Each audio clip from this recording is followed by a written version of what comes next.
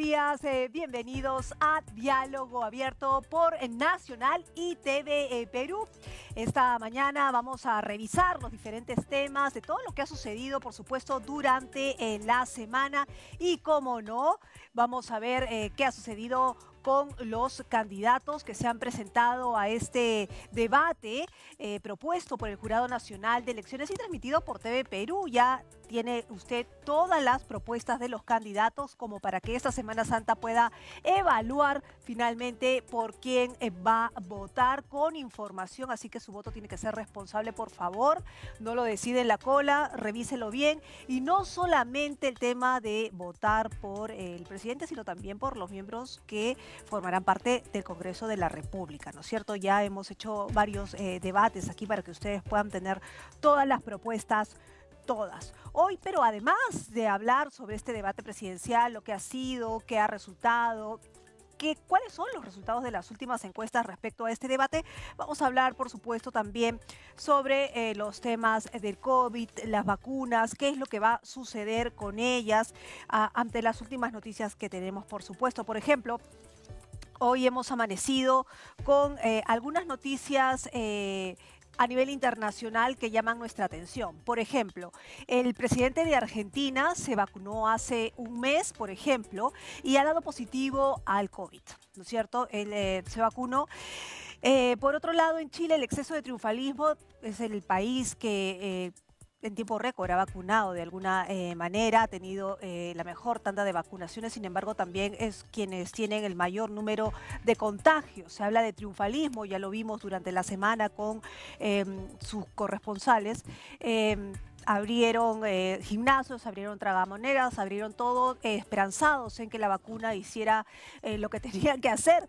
Pero ojo, todos los especialistas han mencionado que la vacuna no es la panacea, no es el paraíso. No, uno se vacuna, pero tiene que seguir cuidándose, por lo que la vacuna lo que hace es evitar que uno termine en una cama de UCI, pero no significa que no te vas a contagiar si estás obviamente cerca al virus. Así que hay que seguir las recomendaciones del ministerio, no estar en lugares cerrados, siempre estar con la mascarilla puesta, lavarse las manos todo el tiempo. Es decir, hay que cuidarnos hasta que esto se sepa más, ¿no es cierto? Se sepa más en investigaciones de que la vacuna realmente está funcionando en todos. Muy bien, dicho lo dicho, de eso vamos a hablar más adelante. Pero vamos a revisar cuáles son las portadas de los diarios. Por ejemplo, acá tenemos Perú 21 y dice, cuidado con el chavismo. Vamos a ver, vamos a verlo por aquí. A ver, dice, Verónica Mendoza se pone en contra de la política exterior del Perú y reconoce al régimen del dictador Nicolás Maduro. Bueno, sí, Verónica Mendoza fue una de las candidatas que parecía ser, le había ido bien en los debates, ¿no es cierto? Parecía ser que estaba ganando adeptos porque se sentía que de alguna manera su discurso podría estar centrándose. Esto no sabemos cómo irá a caer. Muy bien. Tenemos correo, dice, se teme lo peor. Advierten que salida de miles de limeños por Semana Santa podría desatar nueva ola de contagios. Ojo, no hay que dejar de cuidarnos. Especialistas Manuel Loaiza y Augusto Tarazona y Marco Almeri coinciden en que ciudadanos se burlaron de las restricciones y consecuencias se percibirán a fines de abril o inicios de mayo. Muy bien, aquí tenemos La República que dice China incumple con la entrega de 2 millones de dosis. A ver, vamos a ir aquí para que ustedes lo vean. Y dice, en cambio, en otros países de la región, como en Argentina, el laboratorio chino dispuso el envío de 3 millones de vacunas para la próxima semana. En febrero había remitido 1 millón. Especialista Percy Maita estima que el caso de Vacunagate podría haber afectado las negociaciones entre el Perú y Sinopharm para la llegada de lotes que estaban comprometidos. Y ojo, la vacuna VIP en varios colegios profesionales. Seguimos con el tema de la vacuna VIP, ¿no es cierto? Y otro de los temas que vamos a hablar sin duda hoy es el tema económico, cómo no va de la mano, ¿no? Con, digamos, con el contexto en el que estamos viviendo. Y Omar Cairo menciona que el retiro de las AFP sí es constitucional. Por ese lado, sí es constitucional, y para los especialistas en economía hay varios temas, ¿no? Para unos, menciona que el porcentaje de las personas que tienen AFP en nuestro país, es decir, que son formales en nuestro país, es tan pequeño que de alguna manera no va a constituir en el plazo inmediato una crisis económica en nuestro país. Tal vez en el futuro sí. Pero lo que se debería estar conversando en estos momentos, más allá de que si se retira o no se retira la AFP, que podría ser de alguna manera un tema más populista, es pensar en un régimen de pensiones a nivel macro, a nivel país, y no que solamente sea para un porcentaje pequeño que está en la formalidad, sino ya pensando en el futuro de todos los peruanos. Ahora, ¿cómo se hace eso? Bueno, ese es el trabajo, pues, que le corresponde al Ejecutivo y también al legislativo, por supuesto. Más allá de solamente soltar la AFP, porque muchos de ellos solamente lo están sacando y lo están pasando a los fondos mutuos. Bueno, vamos a dejar los diarios, pero vamos a seguir hablando de la AFP porque estamos con Noelia Bernal, me mencionan para hablar justamente sobre este tema. Ella es economista y justamente ya habíamos dado un adelanto del tema. Noelia, ¿cómo estás? Muy buenos días, bienvenida. Hola, buenos días. Gracias por la invitación. Mira, justamente estábamos adelantando y estábamos hablando sobre el retiro de la AFP, que la publica hoy La República, y en realidad todo el mundo lo está hablando. Omar Cairo ha mencionado que sí, el retiro de estas 4 UITs es constitucional, ¿no es cierto? Pero ¿qué necesitamos saber de este retiro? Ayúdanos un poco a entender qué implicaría para la economía peruana en todo caso. A ver, mira, ese es un tema bien importante. No soy abogada, así que no puedo decir, no puedo hablar mucho acerca de la constitucionalidad o inconstitucionalidad. Lo que sí me queda claro es que eh, los fondos son intangibles y eso está puesto en la ley de creación de las AFPs y en todo momento se ha argumentado eso. Yo no sé si los abogados han encontrado alguna salida distinta para decir que no es que es constitucional, pero hasta donde yo había revisado y conversado con diversos abogados, esta medida, así como las otras que se dieron anteriormente, siempre han sido inconstitucionales, ¿no? Que el Poder Ejecutivo no haya ejercido, digamos, una demanda de inconstitucionalidad ante el tribunal es otra cosa, pero no dejan de ser inconstitucionales, según entendía yo. A ver, con respecto a tu pregunta, ¿qué implicancias tiene esta medida? Lo has adelantado muy bien. Para analizar las implicancias hay que entender cómo está compuesto nuestro mercado laboral. Nuestro mercado laboral está compuesto básicamente de dos tipos de trabajadores. Los trabajadores que somos formales, que tenemos un contrato, un empleador, y los informales, los que no tenemos contrato, ¿no? Entonces, el sistema de AFPs, ¿a quiénes llega? ¿A quiénes cubre? A los formales, a los que tenemos contrato. Y no a todos, porque parte de ellos aportan a la ONP. Entonces, es cierto de que no llega a todos los trabajadores, ¿no? Ahora, entonces el impacto no va a ser sobre toda la masa laboral, va a ser solamente sobre los trabajadores formales. Ahora, de ese grupo de trabajadores formales, ¿quiénes van a decidir retirar su fondo? Bueno, naturalmente no todos. Algunos decidirán retirar los 17.000 y pico soles, otros lo mantendrán en el fondo, ¿no? Entonces, ¿cuánto dinero finalmente se va a retirar? Bueno, va a depender de qué tan grande va a ser esta demanda. Si es muy grande, ¿no? Si, digamos, todos los elegibles deciden retirar su dinero, entiendo de que hay estimaciones de la Asociación de FPs que dicen de que esto puede costar como 40.000 millones de soles, ¿no? Hasta 40.000 millones de soles. Y eso, claro, naturalmente sería tendría un impacto mediano, digamos, en la economía, básicamente por una caída en el valor de los precios de las acciones que se tienen que salir a vender, ¿no? De los bonos, porque recordemos que las AFPs no tienen el fondo en cash, ¿no? Lo tienen invertido en diversos instrumentos. Entonces, cuando tú sales a vender un montón de instrumentos, pues los tienes que vender relativamente barato, ¿no? Para conseguir venderlos. Entonces, ese es el efecto, digamos, más importante que va a tener esta medida, si es que la gran mayoría de afiliados decide ejercer esta libertad, digamos. Ahora, Noelia, pero ese fue el mismo argumento que se dio la primera vez, digamos, cuando se habló del primer retiro, ¿no?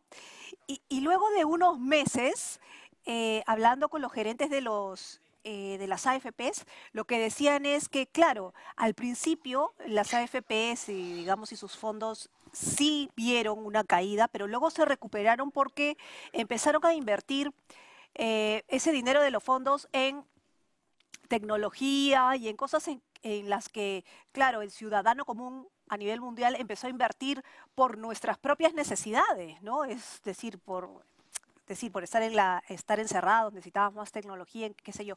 Entonces, esas acciones subieron de alguna manera, ¿no? Podría volver a pasar de alguna manera. Es decir, ese grupo tal vez va a recuperarse, ¿no? No es que va a perder su dinero. Estamos especulando, por supuesto, no sabemos cómo va a comportarse el mercado, ¿no? Sí, sí, tienes toda la razón, ¿no? Al final, ante una caída de precios de los activos, lo que van a hacer las administradoras, que son muy buenas para ello, es gestionar este riesgo y tratar de recuperar esas pérdidas, ¿no? O sea, eso va a ocurrir. Pero en el corto plazo sí hay un efecto de caída en el valor, digamos, del fondo, ¿no? No solo para los que retiran, sino para los que, digamos, nos quedamos, ¿no? Dentro del sistema, ¿no? Porque va a valer menos nuestros instrumentos, por Claro. lo tanto nuestro fondo. Pero tienes razón en que a mediano plazo es posible recuperar parte de las pérdidas, ¿no? Por la gestión de administración de los fondos, ¿no? Pero, digamos, más allá de la parte financiera, que es importante y que la gravedad va a depender de cuánta gente finalmente demande estos recursos, ¿no? Como te decía, si es mucha gente, si es toda la cantidad de gente, bueno, va a ser un impacto importante. Si va a ser poca gente, entonces no es tan grande el impacto. Es importante decirle a la población que pondere un poco esto, ¿no? Porque si bien es cierto, hay algunos que pueden tener la necesidad de esta liquidez, ¿no? De estos fondos hoy, eh, es un sacrificio que están haciendo de su ahorro futuro, de su pensión, ¿no? Entonces, simplemente es un ahorro, es como si tuvieras tu ahorro en el banco y que, bueno, hoy en día necesitas plata y tienes que sacrificar ese ahorro, pero ojo que hay que ser consciente de que eso era el ahorro para de acá a 10 años, de acá a 20 años. Entonces, si es urgente la necesidad, bueno, entonces podrían retirar parte de los fondos, pero si no es urgente la necesidad, mi recomendación sería que lo deje, digamos, para aumentar la pensión, ¿no? Ahora, Noelia, es recomendable, y aquí justamente hay personas que están sacando su dinero del fondo, de sus fondos de AFP, que no necesitan sacarlos, pero los están sacando y se los están llevando a otras entidades bancarias para ponerlos en fondos mutuos o en otro tipo de cuentas. ¿Eso es conveniente? Mira, esto ya se ha observado Ajá, con la medida que tuvimos en el 2016, con el retiro del 95.5. Hay un estudio muy ajá. completo que hizo el Banco Interamericano con data de AFP Integra, donde te demuestra que, digamos, que parte importante de la gente que retira estos fondos digamos, manda ese dinero a los bancos o lo invierte, como bien dices, en fondos mutuos. Incluso hay gente muy sofisticada que lo invierte fuera del país, en fondos mutuos del extranjero. Entonces, ahí hay un manejo financiero que la gente hace de ese dinero, ¿no? Es decir, no lo saca por necesidad, lo saca simplemente porque cree que lo puede manejar mejor, ¿no? Entonces, eso de ahí digamos, es algo que se da. Ahora, ¿cuántas personas hacen ese manejo financiero, digamos, sofisticado de fondos mutuos? Tampoco es mucha gente, es Claro. poca gente. La gran mayoría lo que hace es sacar la plata y tenerla en el banco, ¿no? Porque valora tener esa liquidez de que en cualquier momento tenga el dinero a su disposición para cualquier emergencia, para cualquier gasto. Esa es la gran mayoría de gente. Entonces, la pregunta que nos tenemos que hacer como país y sobre todo las autoridades responsables de este tipo de, ¿no? De las AFPs, del Poder Ejecutivo, etcétera, lo que se tiene que poner a preguntar, lo que se tienen, tenemos que pensar es, oye, ¿realmente es bueno que las personas tengan ese dinero en los bancos en lugar de la AFP? Los bancos te van a pagar cierto interés. Ujú. Ese interés es mayor que el que te pagan las AFPs. Muchos van a argumentar, obviamente, que no, que las AFPs te pagan mucho mayor rendimiento. Pero la gente, ¿por qué percibe, digamos, por qué lo mete al banco? Finalmente, porque hay una valoración por esa liquidez, a pesar de que te pagan menos intereses.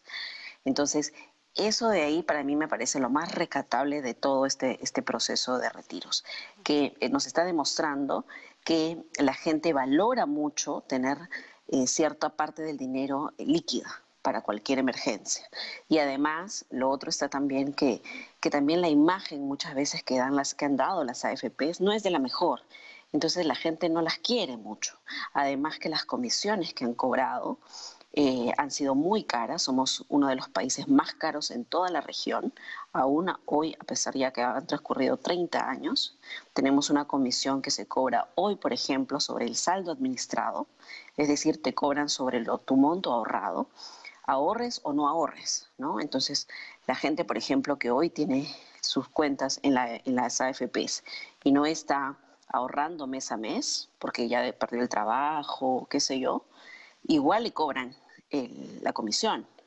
Entonces, ese fondo se va a ir agotando poco a poco. Entonces, esas son medidas que no ayudan a la imagen de las AFPs frente a la ciudadanía, ¿no? Yo he criticado mucho esa comisión porque, sobre todo para que las personas que tienen poquito fondo ahorrado, entonces ese fondo ya no va a crecer, prácticamente se va a ir reduciendo, ¿no? Producto de estas comisiones. Ahora, Entonces, si se promueve la reestructuración o la reforma de las AFPs, que es lo que se ha mencionado muchas veces, aunque otros también han dicho que no estamos en el momento para reformar, tenemos otro tipo de prioridades, no sé, tú lo dirás, pero dentro de esa reforma sería bueno tal vez que que un porcentaje pueda ser sacado, no necesariamente porque lo van a sacar, sino por lo que tú dices, que la gente sí quiere ahorrarla, pero quiere también tener la percepción que la puede sacar en cualquier momento, que no es como que está atrapada en que su dinero no lo puede sacar, es más o menos esa sensación, ¿no? sí, mira, a ver, dos puntos. Respecto del timing, digamos, de hacer la reforma hoy, en medio de la crisis, digamos, nunca es un mal momento para hacer una buena reforma, ¿ok? Es mi opinión. Hemos hecho reformas en tiempos de crisis, generalmente, ¿no? Acordémonos de los 90, por ejemplo. Entonces, yo creo que si hay la voluntad política y hay el apoyo técnico para hacer una buena reforma, se debería impulsar. Eh, Ahora, hablando sobre cómo debe ser la reforma, yo creo que uno de los aspectos importantes, una lección importante que nos está dejando esta pandemia y estos retiros, es esto que te mencionaba, de la liquidez, de la valoración que tienen las personas por contar con parte de su dinero. Y esto no es algo que solo está ocurriendo en Perú. Hay un estudio que ha hecho también el Banco Interamericano, donde observa que en Chile se han aprobado medidas de retiro, en República Dominicana, ¿no? Por hablar de la región. En países más desarrollados, en Estados Unidos, en Australia también se han aprobado, y en Londres, en Inglaterra se estaba discutiendo, hasta donde tengo entendido, no sé si se habrá llegado a aprobar. Entonces, un poco para que noten que la liquidez es importante. Claro. Entonces, nos debe hacer reflexionar acerca de, debemos quizás reformar nuestro sistema e incluir un poquito de liquidez, ¿no? Ahora, también es cierto de que en estos países desarrollados, esta liquidez se está discutiendo sobre la base de los famosos pilares complementarios, voluntarios. ¿Qué significa eso? Son pilares de ahorro donde uno ahorra voluntariamente, es decir, uno tiene su seguridad social asegurada, ¿no? Por ejemplo, en Estados Unidos tienes tu seguridad social, pero además ahorras en el plan 401K, ¿no? Que es un ahorro voluntario, que es, digamos, por encima de tu pensión. Ese es el dinero que se está discutiendo para que sea líquido, Claro, ¿no? las necesidades están Entonces, cubiertas, ¿no? Tus necesidades básicas, digamos, de seguridad están cubiertas ya, ¿no? exacto, esa es la idea. Ahora, la pregunta es, claro, estamos hablando de Estados Unidos, pero en Perú, ¿tenemos esa estructura? ¿Tenemos las necesidades fijas cubiertas? La respuesta es que no. Esta pandemia nos está dejando la lección de que no tenemos ni siquiera salud básica cubierta, ¿no? Y menos las pensiones. Las pensiones, como comenzábamos la discusión, esta conversación, llega solamente a 1/3 de la población, los formales.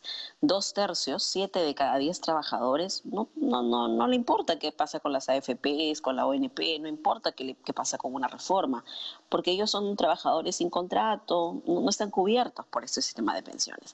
Entonces nosotros tenemos que hacer la tarea previa, tenemos que reformar nuestro sistema para que incluya a la gran mayoría de la población, y una vez que tengamos el sistema ordenado, desarrollar estos pilares de ahorro voluntario que pueden tener perfectamente un grado de liquidez bien alto, ¿no? Un pilar obligatorio que, digamos, que te da la parte básica de tu pensión, tu necesidad cubierta, y sobre ese, digamos, sobre ese pilar, un pilar voluntario que puede ser líquido, ¿no? Noelia, ¿se puede trabajar en ese esquema de una pensión o un sistema pensionario para el grueso de la población? O sea, ¿se puede en estas condiciones? Yo creo que sí, ¿no? Porque la evidencia, digamos, nos muestra en diversos países que obviamente de manera gradual, en un plazo razonable de tiempo, se pueden lograr mejoras importantes a nuestro sistema de pensiones, ¿no? Nuestro actual sistema de pensiones es, digamos, si uno lo evalúa, digamos, salimos muy mal parados. O sea, en mi opinión, peor de lo que estamos, es difícil que estemos, ¿no? Pero el 80% de la población, más o menos, porque no es exacto, el 80% de la población es informal en este país. Y mucha de esa gente con la pandemia está peor que antes y sale a la calle con las medidas de restricción a ganarse la plata del día. Mucha gente no puede estar pensando en pensión, que sería lo ideal, pero no puede estar pensando en ahorrar para el futuro porque está pensando en su día, ¿no? Sí, sí, sí, totalmente de acuerdo en que para diseñar un buen sistema de pensiones hay que tener en cuenta cómo es nuestra masa de trabajadores. Y el 70-80% son informales. Eh, Ellos, incluso en esta pandemia, han sido los más golpeados, han perdido sus trabajos informales que tenían, es decir, ahora ni siquiera tienen ingresos para consumir. Eh, entonces, ¿cómo construimos un sistema que los cubra? Naturalmente, cuando hablo de reformar para incluir un sistema más inclusivo, no me refiero necesariamente a mantener el sistema como está, porque digamos, el diseño actual, más o menos parecido en comparación a otros países, digamos, no ha sido muy exitoso, por no decir que ha fracasado. Ujú. Entonces, hay que repensar eso justamente. Hay que ver, oye, estos sistemas tienen vigencia 100 años, 200 años y no han logrado incorporar a los informales. ¿Por qué? Los informales no quieren, ¿cuáles son los problemas? ¿No? Entonces, hay muchos problemas ahí. Entonces, diagnosticar eso para repensar el sistema y decir, ya, tenemos que entonces crear un nuevo sistema que reconozca esta realidad laboral y que tenga presente a estos trabajadores informales. ¿Cómo los incorporamos? Hay dos estrategias. Una estrategia que es simplemente diseñar un sistema de pensiones que no se base en el contrato formal, es decir, que se desvincule el mercado laboral del mercado de pensiones, ¿no? Es decir, que no solamente tú que tienes contrato tengas la afiliación a un sistema de pensiones, sino, por ejemplo, todos los ciudadanos, por solamente ser peruanos, estén afiliados a un sistema de pensiones, ¿no? Entiendo que el Congreso estaba evaluando una reforma en ese sentido, solamente por ser ciudadano peruano ya tienes afiliación al nuevo sistema de pensiones. Ese es un camino. El financiamiento, por ejemplo, ahí se sugiere que sea a través de impuestos generales, a través del IGB. ¿No? Entonces hay que establecer cuentas de ahorro a través de cuánto pagas tú, digamos, cada ciudadano por IGB. Eso puede ser un camino, habría que estudiarlo. Y el otro camino es sobre la base de lo que hay, porque, claro, hacer un cambio radical también es costoso, sobre la base de lo que hay, desarrollar algunos programas voluntarios que incentiven a los propios trabajadores informales voluntariamente a afiliarse. Hay un programa muy exitoso en Colombia que se llama el Bono Económico Periódico, que ha afiliado más o menos alrededor del 40% de sus trabajadores independientes.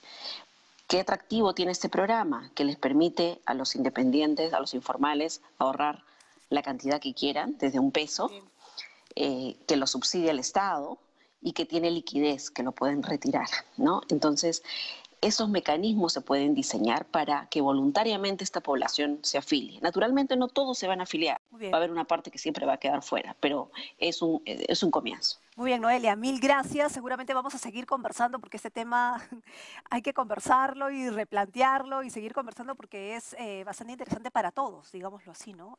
Viéndolo a futuro. Muchísimas gracias, Noelia. Gracias. Noelia Bernal, economista e investigadora especializada en pensiones, seguridad social y docente de la Universidad Pacífico.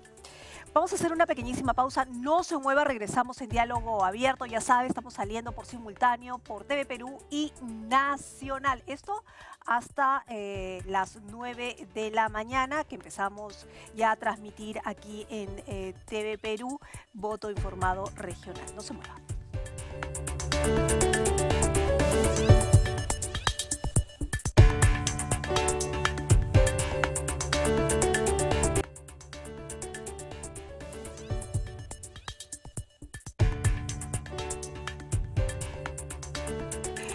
Muy bien, continuamos en diálogo abierto por TV Perú y Nacional.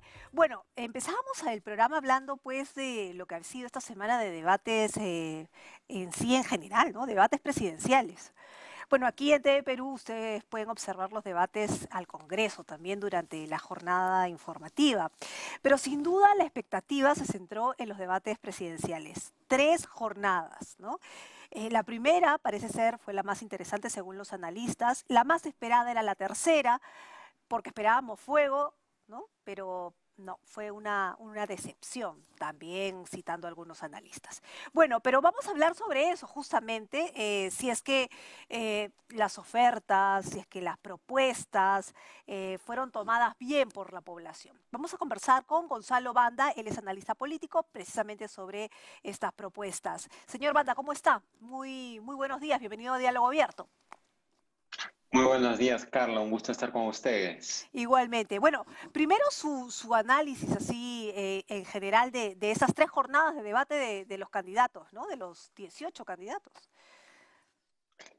Creo que efectivamente me parece muy interesante el formato novedoso. Hay quienes se han quejado de este formato, pero yo he visto muchas oportunidades donde los candidatos han tenido, digamos, la chance de interactuar entre ellos, ¿no? De responderse a cuestionamientos, preguntas precisas sobre temas específicos, que no siempre los candidatos respondían, ¿no? Pero una cosa que yo valoro mucho es la precisión en algunas preguntas que exigían que el candidato dé medidas, otorgue algún tipo de garantías sobre educación, corrupción, tecnología, ¿no? Entonces, creo que ha sido, dentro de todo, un debate que se parecía mucho a los debates europeos, ¿no? A los debates franceses, españoles, ¿no? Donde hay ese ritmo entre varios candidatos, ¿no? Entonces, en ese sentido creo que me pareció muy interesante en términos formales, si quieres verlo. Y ya yendo al tema de fondo, creo que pues sí, pues hemos tenido días más prometedores que otros, ¿no? Y que cumplieron mejor que otros, ¿no? Yo creo que el primer día tuvimos un gran debate porque creo que tuvimos a los contendores con mayor experiencia política, ¿no? Que tenían más cancha, que podían desenvolverse en mejores condiciones, ¿no? Tal vez el segundo día fue un poquito decepcionante y el tercero intentó levantar un poco, ¿no? Pero creo que fue un poquito deslucido ahí cuando el señor Santos quiso hacer, quiso meterse en este rol de pleitista, ¿no? Entonces te desfiguró un poco el tercer debate y no permitió que los demás se lucieran, ¿no? Ajá. Pero eso creo que ese sería mi balance en general de los 3 días, ¿no? Ujú. Ahora, pero ya teniendo los 3 días claros, ¿quiénes fueron? Porque claro, algunos han resaltado más, uno no se lo esperaba, ¿no? Caso Bengolea, por ejemplo. Pero en términos prácticos, porque Bengolea, si bien ha resaltado, no sabemos si eso se va a traducir, digamos, en las elecciones, no por lo menos en las últimas encuestas, pero eh, ¿quiénes son los que, digamos, cambió o no cambió en algo el debate, en la percepción de la gente? O sea, porque parece ser que siguen en las mismas, ¿no? En los mismos puestos. Yo creo que, a ver, nosotros en la especulación racionalista, ¿no? Creemos que los debates terminan por mover, descolocar a la opinión pública, al electorado, y eso a veces es difícil, ¿no? Los mensajes en los debates suelen ser emotivos. Entonces, habría que preguntarse quién ha logrado esa emotividad, esa conexión que va más allá de simplemente los datos técnicos, que tiene que ver con la empatía que genera el candidato, ¿no? Entonces sí, pues, o sea, puede parecer que el candidato ganador, como Alberto Bengolea, pues creo yo, tal vez no se beneficiaría, pero es ya por una debilidad estructural de su candidatura, ¿no? Tal vez si él hubiera debatido hace un mes, la cosa podría ser distinta de cara a la opinión pública, ¿no?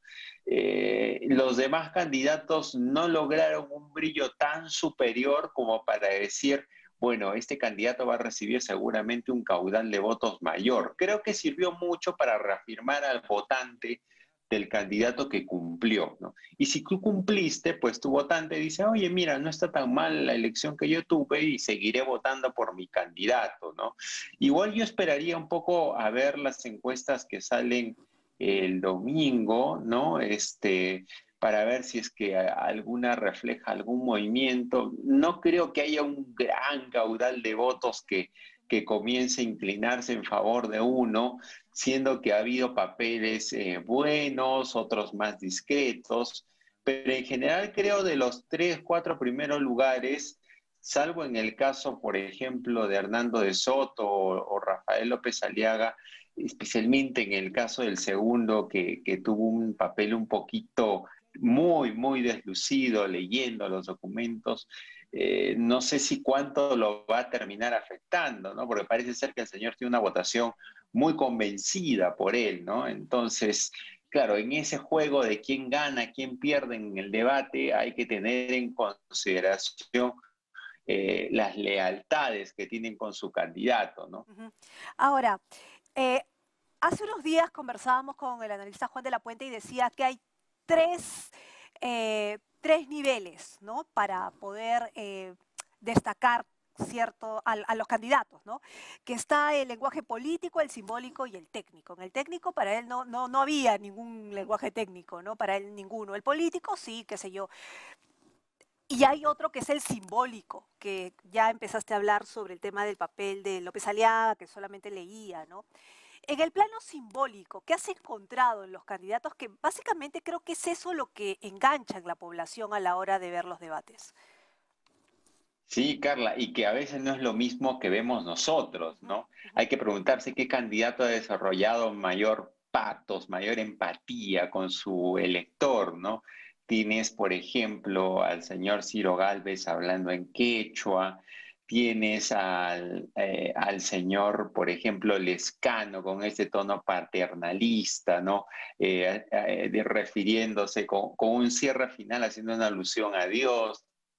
Tienes en el primer día tanto a la señora Keiko Fujimori como a la señora Verónica Mendoza siendo enfáticas, ¿no? Tratando de salir simplemente de la propuesta técnica y una recurriendo a la urgencia del momento histórico contra la pandemia, ¿no? Como decía Verónica Mendoza. Y la otra aludiendo pues a la defensa del modelo y de la Constitución del 93. Entonces, empatan con ciertos sentimientos de la ciudadanía, que para nosotros puede parecernos pues algo inviable seguramente, ¿no? Pero cuán cercanos ellos están, ¿no? A mí me llamaba mucho eso la atención, ¿no? El presidente, por ejemplo, Humala, utilizaba muy bien el legado de su gobierno para responderle, por ejemplo, algunas preguntas al señor de Soto, ¿no? Y en ese escenario creo que generaban más vínculos de pertenencia. Y en ese mismo escenario, como diría Juan, por ejemplo, Julio Guzmán fue un candidato técnicamente muy sólido, ¿no? Pero cuando pasaba a la etapa de la conexión con el ciudadano, parecía que había momentos en que no lograba empatar, ¿no? No terminaba por conectar, ¿no? ¿Qué pasa con Incluso Julio cuando... Guzmán? ¿Qué pasa con Julio Guzmán que no llega a conectar con la gente? No hay empatía, no crea ese vínculo. ¿Qué pasa con él? Es que creo que eso es muy difícil de desarrollar en un político, Carla.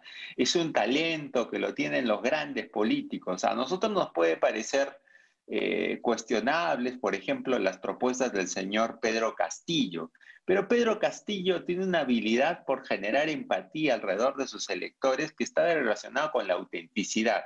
Él es una persona que te guste o no te guste, es así, ¿no? Igual, por ejemplo, con el caso del señor Johnny Lescano, ¿no? Que nos parece a veces un poco campechano, ¿no? En su manera de dirigirse, pero nos guste o no, es así. Con el señor Guzmán pasa que creo yo seguramente tiene una propuesta muy, muy bien preparada técnicamente, pero al momento de transmitirla, esa conexión en el lenguaje corporal parece un poco impostada, Carla. Entonces, en la modulación de voz, hasta en la sonrisa, no vemos pues hasta en el enfado, ¿no? Hay un momento en el debate en el que él se enfada y en lugar de una persona cuando se enfada auténticamente, pues de una manera visceral, ¿no?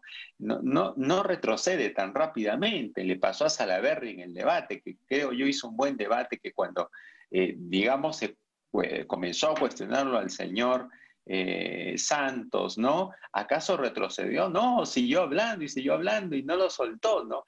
Creo que eso es lo que a veces el elector, cuando ve a Julio Guzmán, en el fondo dice, ya, has pasado al ataque, pues sigue atacando, ¿no? Defiende tu punto de vista, así te vaya a costar, digamos, la amonestación de los moderadores, ¿no?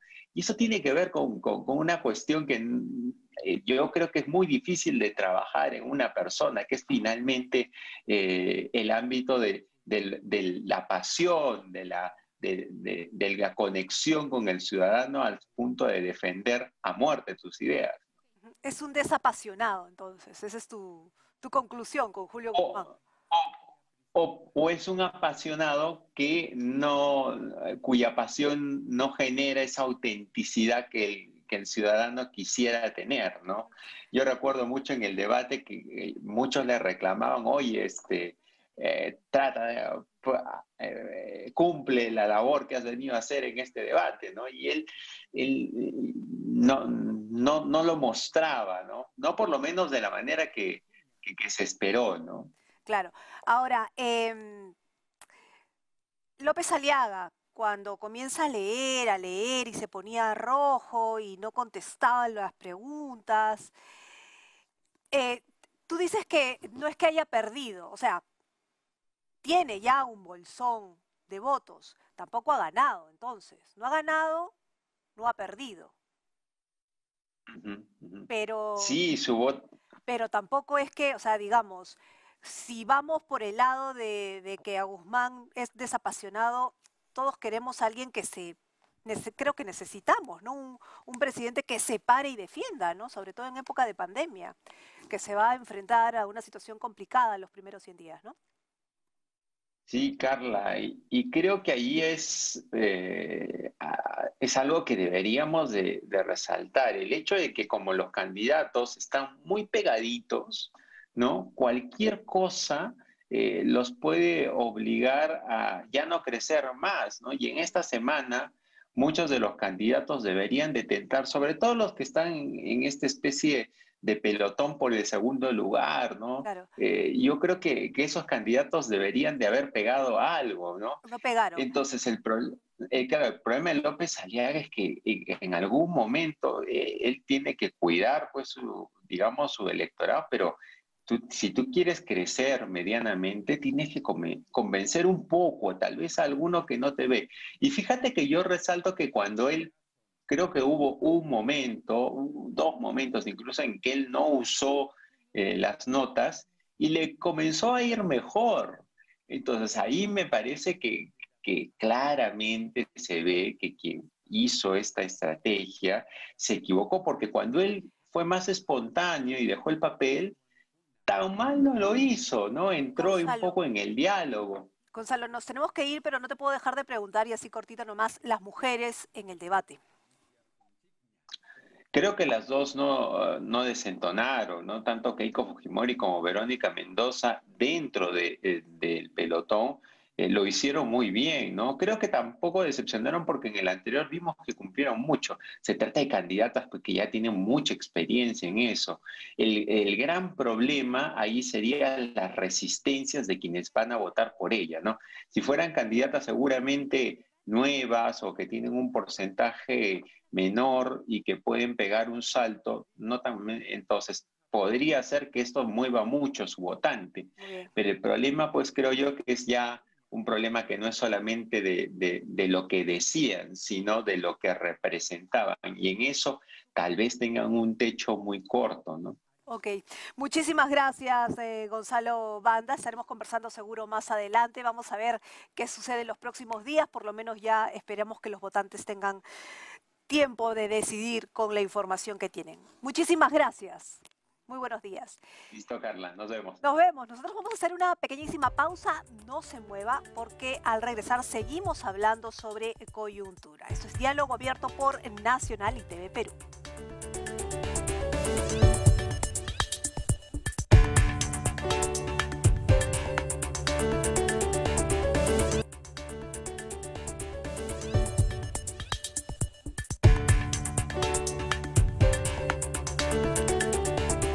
Muy bien, seguimos en Diálogo Abierto por Nacional y TV Perú. Eso hasta las 9 de la mañana. Recuerde que por época electoral y porque así lo manda la norma, TV Perú está transmitiendo toda la información electoral. Así que a las 9 de la mañana tendremos programa Voto Informado a nivel regional, pero seguimos con la programación habitual de Diálogo Abierto por Nacional. Así que síganos, por favor, porque seguimos hablando, por supuesto, de más temas de lo sucedido durante la semana y, como no, informativos respecto a el tema electoral.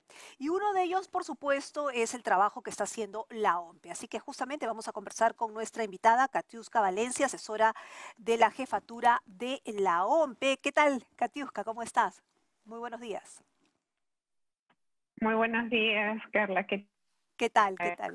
Muchas gracias por la invitación a la OMPE para poder la ciudadanía. No, gracias por estar con nosotros. Bueno, conversemos sobre el trabajo que está haciendo la OMPE, pero hay algo que preocupa porque lo que se ha mencionado en estos últimos días es que los peruanos residentes en Chile no podrán votar en las elecciones del 11 de abril. ¿Ha cambiado en algo esta situación?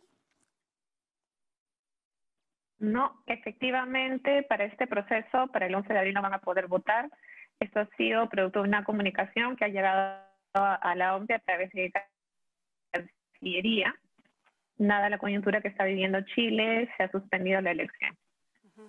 Esto precisamente porque están en cuarentena más restringida, digamos, hay mucho más cuidado. ¿Eso de alguna manera retrasa, no ayuda o de alguna manera agiliza un poco el proceso de la OMPE?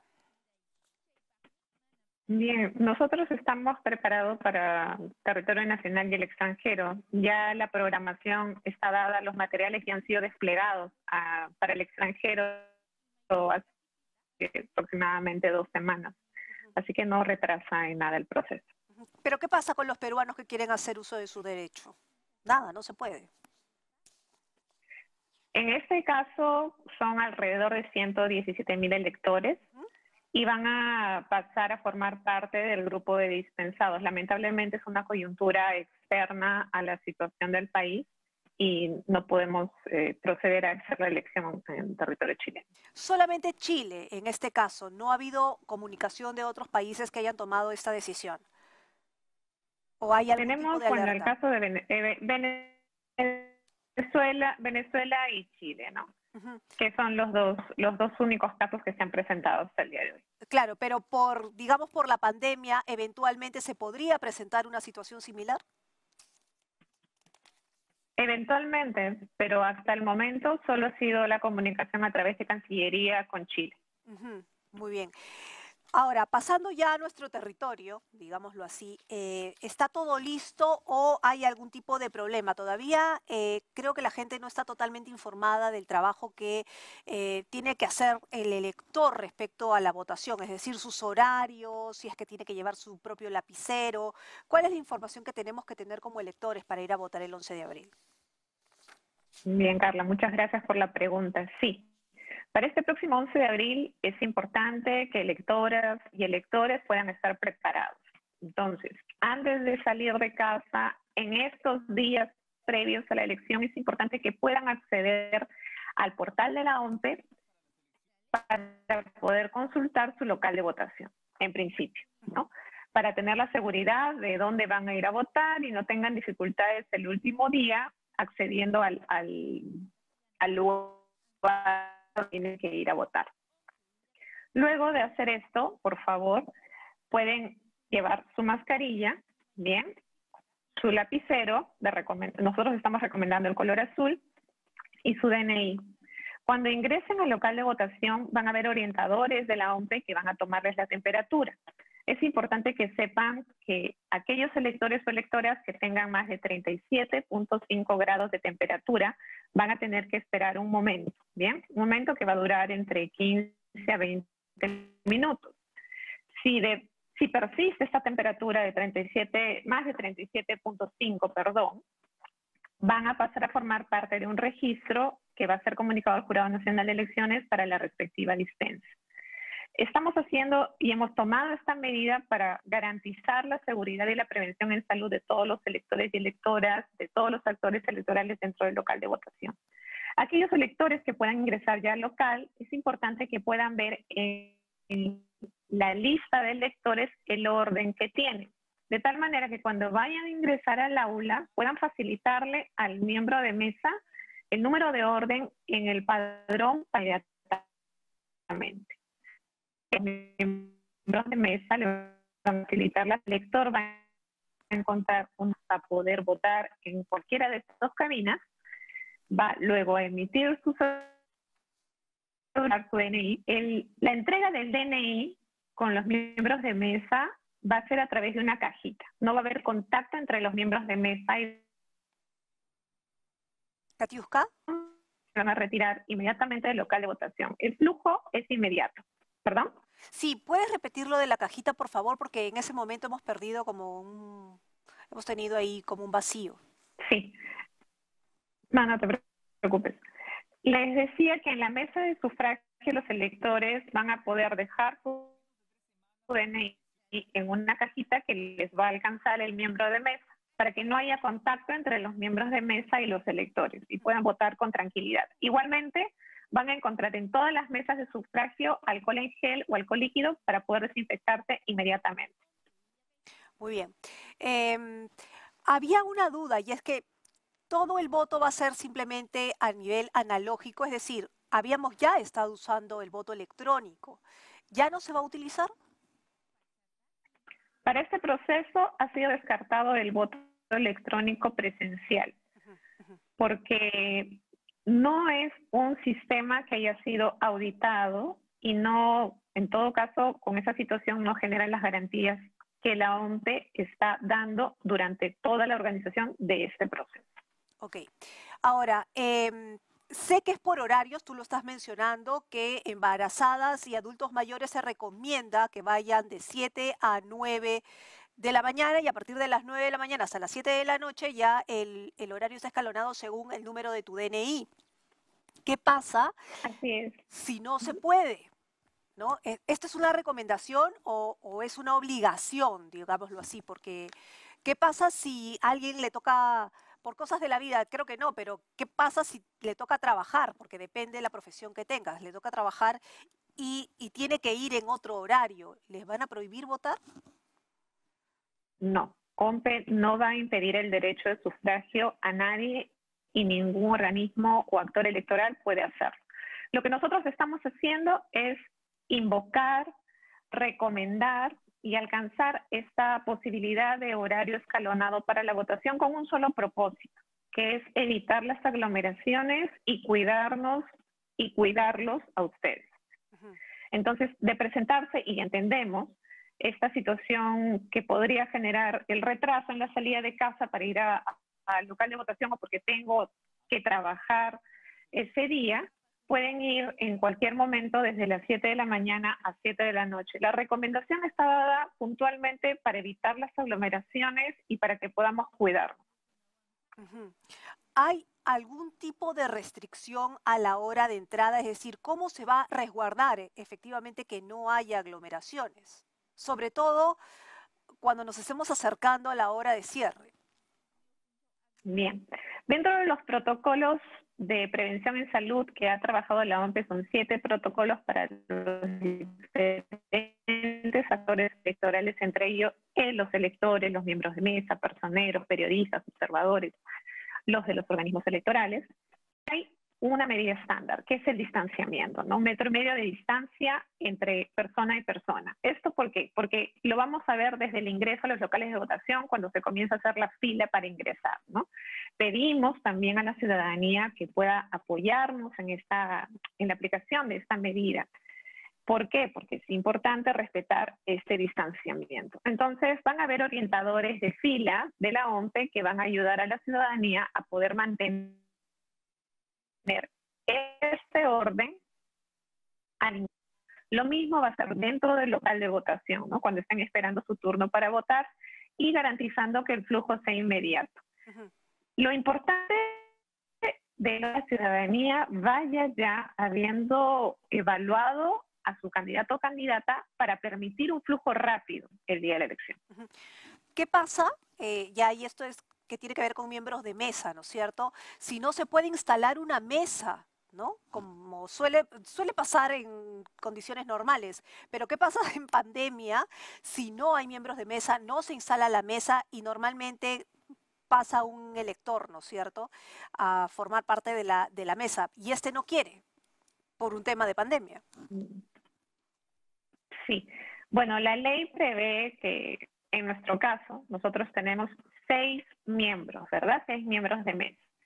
3 titulares y 3 suplentes. Eso nos da la posibilidad de que pueda establecerse la mesa de sufragio que solo requiere de 3 miembros de mesa. Entonces, eventualmente puede pasar, aunque en la capacitación que nosotros estamos haciendo, estamos llegando ya a casi el 50% de capacitados del número que requerimos para que la mesa esté constituida, tanto en la web, en la parte presencial.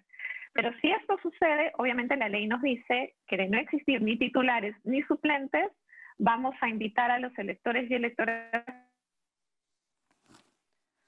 Okay. Esta medida es la que dispone la norma, ¿no?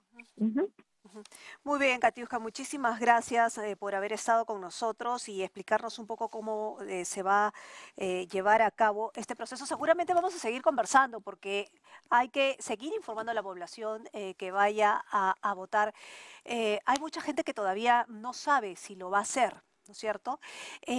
¿Cómo incentivamos a que la gente vaya a votar? Yo hablaba con algunas personas y decían, no, yo no voy a ir a votar por el tema de la pandemia. Prefiero ir a pagar mi multa. Eso es uno. Y dos, hay personas que dicen, yo voy a ir, voy a chequear cómo está el local, a ver si está bien o no está bien. Si veo que no es seguro, no entro.